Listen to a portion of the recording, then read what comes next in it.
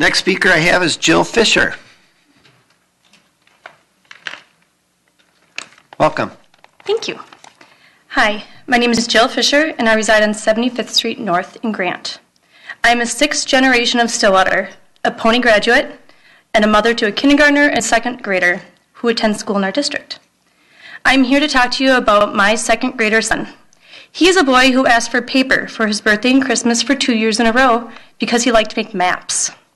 He loves space, rocks, and anything nonfiction.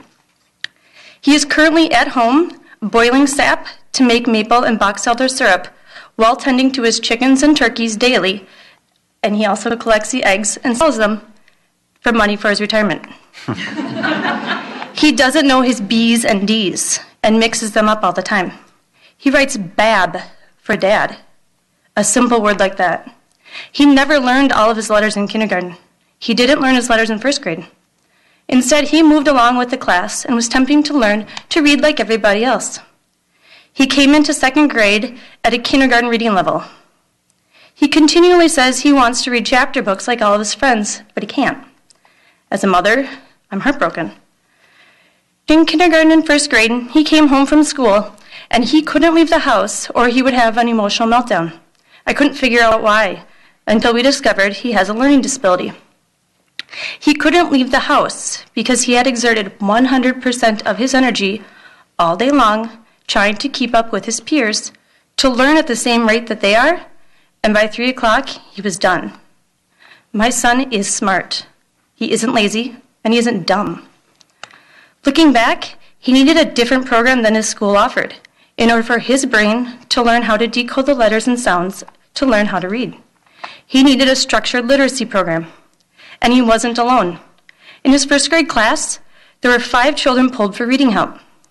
5 of 25 kids is 20%. Various studies show that 15 to 20% of children have dyslexia. In his class, in our district, that statistic matches up exact.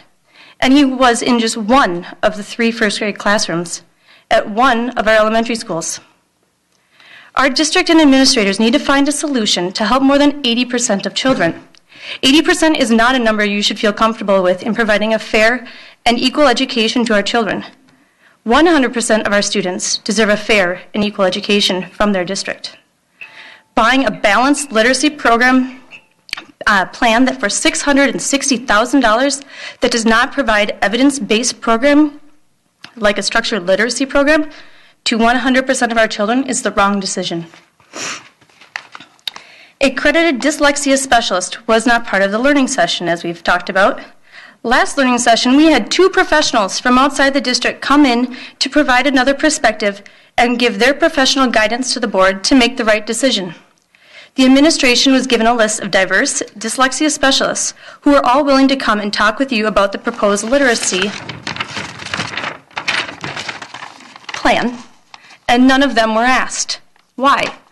When such a vital topic, such as children learning to read, is at stake, why did you not get an expert's opinion to make sure you were implementing the correct system for our children? We live in the age of technology, and we can research anything, any time of the day. If dyslexia literacy was Googled, the first page that comes up says structured literacy. The second that comes up, and I quote, "The most difficult problem for students with dyslexia is learning to read."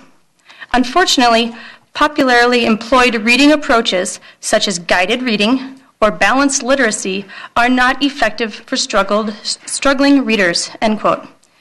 This is a quote from the International Dyslexia Association.